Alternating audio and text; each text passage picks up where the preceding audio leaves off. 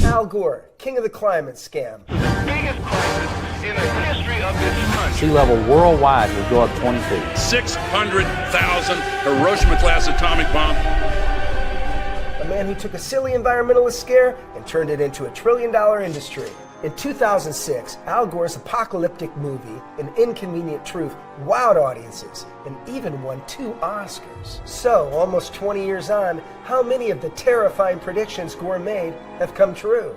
Hey, I'm Brooke, and you're watching Gorilla Science. Here are Al Gore's top 10 fails. Number 10, polar bear extinction. In his 2006 movie, Al Gore went up to the Arctic in a nuclear submarine to declare the end of the polar bear. There is a faster buildup of heat here at the North Pole. That's not good for creatures like polar bears. He even commissioned this heartbreaking animation to drive the point home. A new scientific study shows that for the first time they're finding polar bears that have actually drowned. Is there anything sadder than seeing a drowning polar bear? Unless you're a seal. But is climate killing them off? The study to which Gore refers here has nothing to do with the bears dying for lack of ice. It looks at 4 polar bears who died in a storm, which happens occasionally in the Arctic. The rise in Greenland temperature to which Al refers can be seen here. It's unfortunate that he didn't mention what went before. I wonder why. Maybe it's because summer temperatures in Greenland have been higher than they are today for almost all the past 10,000 years, and the polar bears did just fine. Nor did Al Gore mention, by the way, the much larger icy mass Antarctica, which for decades now has been getting steadily colder. Here's us, way down here. And how are polar bears doing today? The population is exploding. According to some estimates, there are 4 times as many as there were a few decades ago. Bad news for Big Al, and even worse news for seals. Number 9, low-lying Pacific Islands. Low-lying Pacific Islands are planning evacuations of places they have long called home. That's so sad. All those unfortunate indigenous types fleeing from their ancestral homelands, all because of you and your Ford F-150 Lariat. Or are they? The Pacific has over 300 coral atoll islands. Most are less than 2 meters above sea level. In the 18 years since Gore's prediction, how many atoll dwellers have had to flee their sinking homes? Not a single one. Zilch. Nada. Atolls can always change size slowly because, well, they're made of coral. But a recent study found that 90% of Pacific atolls are showing no discernible change whatsoever. And many are actually growing, rising from the water.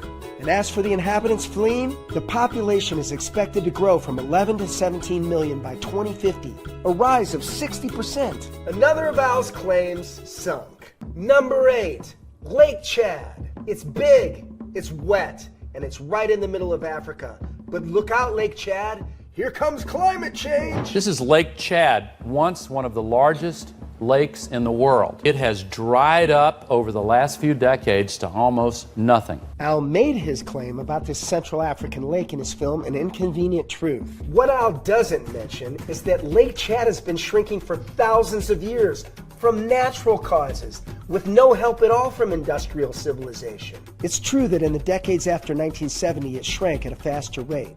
But that was because the 5 African countries that straddle the Chad Basin were siphoning off river water before that water could reach the lake. Nothing at all to do with climate. Thankfully, those African countries are getting their act together, and today the lake is 15% bigger than it was when Gore made his wild and inaccurate claim. A win for Africans and a big L for Big Al. Number 7, droughts. Major cities in North and South America, Asia, and Australia are nearly out of water due to massive droughts. Massive droughts! Of course there'll be massive droughts. The earth is boiling! He claimed that major cities were fast running out of water because of increasing droughts. But look at this graph from The Lancet. It shows areas of the world affected by severe meteorological drought from 1900 to today. And the trend is very clearly down. Sorry, Al. And sorry to the kid who had to sit through the speech. Number 6, the ocean conveyor. They call it the ocean conveyor, and that pump shut off. Gore is talking about the Atlantic Meridional overturning circulation.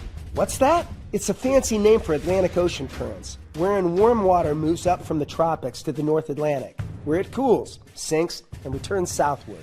Like much of nature, it's highly variable.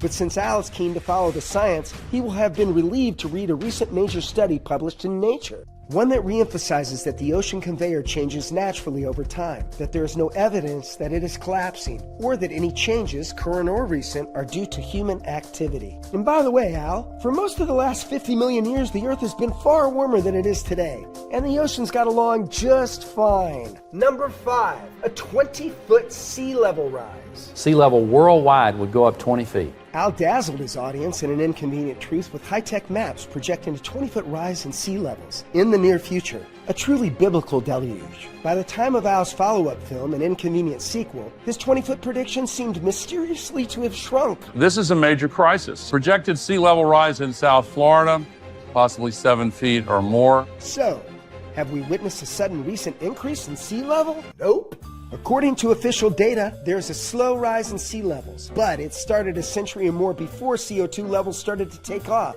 and the rate of change hasn't altered. There's no indication whatsoever that human activities are affecting sea levels at all. What's more, sea levels change all the time. Here's sea level change from 2,000 years ago to today. The current rise came after an even bigger sea level fall lasting about 500 years, and before that it rose. All natural. Al Gore seems to have water on the brain. Maybe he needs a tap on the head. Number 4, Hurricane Katrina. Hurricane Katrina, a Category 4 megastorm that slammed into New Orleans and killed over 1,300 people in August 2005. Gore, of course, tried to link it to global warming. It picks up that energy and gets stronger and stronger and stronger. And of course, the consequences were so horrendous. But here's the record of landfalling hurricanes in the U.S. over the last 120 years. I'm afraid, Al, in all that time, there has been no increase either in the number or intensity of landfalling hurricanes in the U.S. In fact, the number of U.S. hurricanes is massively down compared to the 1940s. Perhaps Al can explain that to us if he makes another movie. Number 3, ice-free Arctic. The North Polar ice cap during some of the summer months could be completely ice-free within the next 5 to 7 years. Bad news for Santa's grotto. Or is it? Al's prediction looked forward to the year 2013. By that time, the Arctic looked like this. Yep, that's ice you can see there. And how is it looking today? You guessed it. There's ice at the poles, by the way, because we're bang in the middle of the late Cenozoic Ice Age. For most of the last 500 million years, there was no ice at the poles. In Earth's climate history, no ice is normal. Al's just trying to scare us. Again. Number 2, Mount Kilimanjaro. Back to Africa and the continent's highest mountain. But not for long, says Al. Within the decade, there will be no more snows of Kilimanjaro. Al made that claim in 2006. And it's one he's had trouble letting go of. Maybe I should show before and after pictures of Mount Kilimanjaro, Seth. Oh, that's right, I did that, and it didn't work. It didn't work because you were wrong, Al. Here's a picture of Mount Kilimanjaro today. Say, what's that white stuff at the top? He must be so pleased that he was wrong. Number 1, a nuclear holocaust. Big Al didn't actually predict we'd all be destroyed in a nuclear holocaust. But we can't help notice that a trailer for his film features an atomic bomb going off. I wonder if that might not be a cynical and entirely unscientific attempt to make people alarmed. 600,000 Hiroshima-class atomic bombs. The only thing being vaporized is Al Gore's reputation. So that's my top 10 Al Gore fails, and I'm sure I haven't got them all.